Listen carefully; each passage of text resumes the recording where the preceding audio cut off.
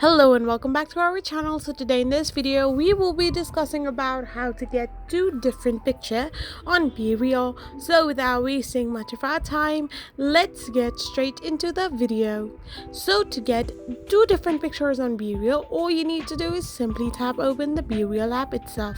So once you open the Bereal app, you will end up in this interface where all you need to do is simply tap on the circle icon to click pictures. So once you tap on it, you will be redirected to this kind of interface where all you need to do is simply tap on the BTS off option and turn it on into BTS on option. Once you set the settings to BTS on, now once you click the picture, you will have both the screens, the one of the selfie screen and the one of the rear camera screen as well. I hope you found this video helpful, so don't forget to hit that subscribe button and do give us a thumbs up. We will be back again with these informative videos. Thank you for watching.